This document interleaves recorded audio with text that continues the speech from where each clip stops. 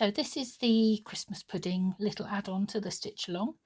I'm not going to go into it in humongous detail because obviously it's exactly the same process as for the stitch along, just using different colours and making a slightly different design.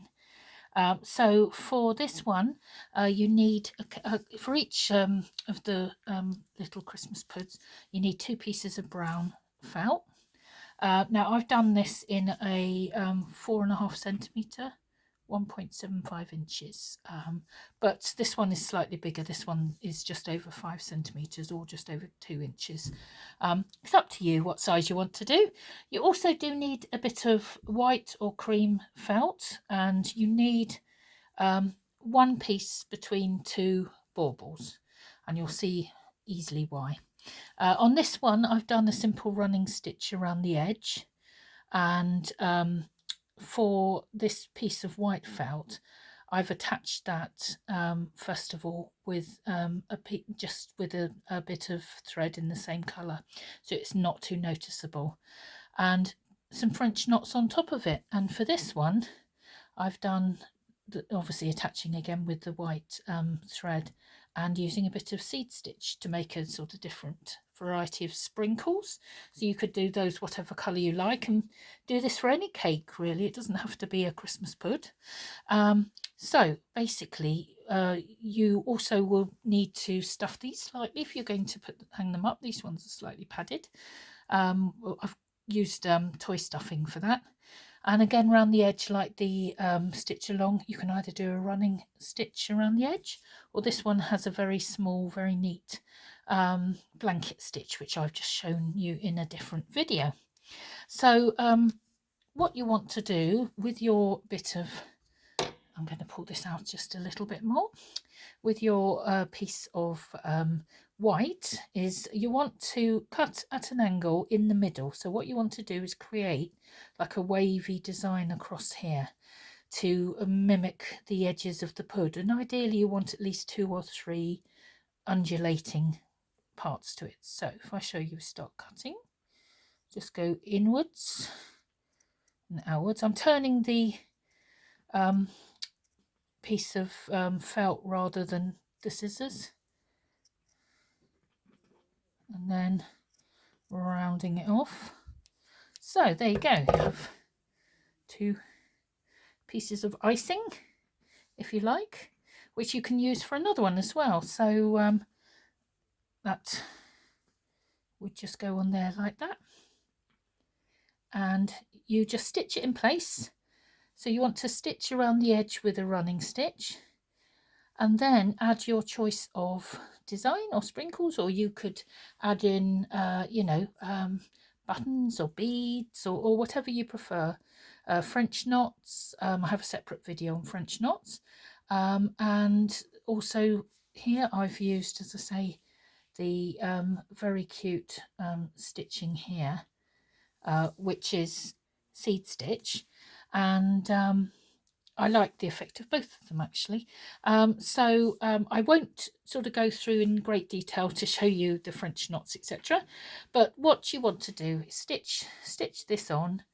Then obviously once you've finished designing it as you want, you get a bit of ribbon. Obviously I've done this in a sort of coordinating brown, and then you put your pieces together and stitch around it. Now what I did here, I think, was to cut the white back slightly from the edge, so that there was a little bit of brown showing around the edge, which made it easier to hide the stitching, because otherwise you'd have a row of brown going through here. So it's up to you really, whatever way you want to do it, but that would be my recommendation. Once you've got it sort of set on there, is to just cut into this a little bit, just so you can see a little bit of brown around the edge, but not enough that anyone else would notice. And then you can stitch around the edge with a running stitch, or with your neat little blanket stitch, and nobody would be any the wiser. So I hope that's a nice little addition for you. In terms of the threads I've used here, it's really whatever you've got. I have used mixture. This is a crochet cotton. It's quite fine. It's one of the very few things I have in brown. So it was what I used for one of these with the French knots here. And I've also got a bit of cotton pearly, which is what I've used here for the going around the white piece on there to attach it all. And if you would prefer, you could also use a finer, like a just a normal cotton, just a normal sort of, you know, sewing cotton to attach the white. If whatever you've got, or if you've got embroidery floss, 1 to 2 strands at the most would be absolutely fine. It's whatever is easiest for you, but that's a nice little extra bit of fun for you. And the only thing I was going to show you, which I haven't got anywhere else on the channel, and so you may not be familiar with seed stitch, but I will show you a quick little demonstration of seed stitch. The idea of seed stitch, and this is on my beginner and my intermediate stitch classes. If you want to have a look at the information about those workshops, what you want to do with seed stitch, obviously be helpful to put a pin in to keep it in place while you're stitching, is that every stitch should go in a different direction. Now that sounds very complicated, and at times it is, but I tend to start off in a corner. It's very good for filling space, this stitch.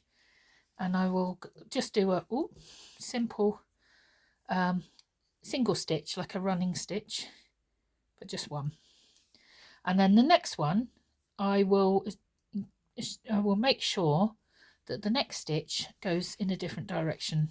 What I tend to do is to do straight, horizontal, diagonal, just trying to make them all go in a different way. So once you've started one, you think, okay, but don't worry too much about it. As we always say, slow stitching is not meant to be perfection, so you just literally keep filling the space with stitches going in different directions, trying not to put 2 of the same next to each other, but you know what, I've done that many a time and it doesn't really matter. As you can see, it soon starts filling up, and it's a very cute, I just thought it looked like little sprinkles, and just fills up the space. So there you go, and that is a seed stitch, which is a really cute little stitch, and it does look really, really nice if you have got a thread that's quite fine. So maybe 1 or 2 at the most in terms of embroidery floss, but something like this, you know, like a cotton pearly 12, which is a bit finer, or something like this, which is this is a cheap crochet cotton. I got given a small bag of these by somebody who could no longer stitch, so I promised I'd make use of them, and there we are. So hopefully that was helpful, and I hope you enjoy that one. So as I say, just trim the edge, give yourself a little bit of brown around the edge, and once you've actually attached this, in fact here I've gone on with the stitching without attaching it. Actually, I don't need to then, do I?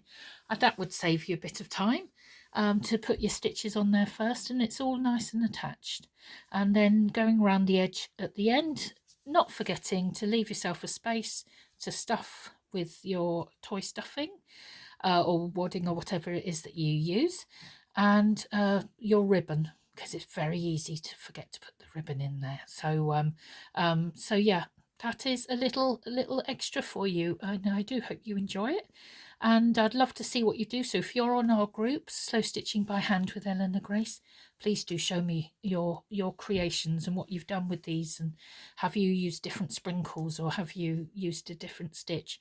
You could really do anything on these, but I wanted these to look a bit like raisins and these to look a bit like sprinkles. So I hope you've enjoyed this little series, and I'm looking at doing some things next year, which may be slightly different, maybe slightly longer, but something not too taxing, so you don't feel like you have to watch hundreds of videos.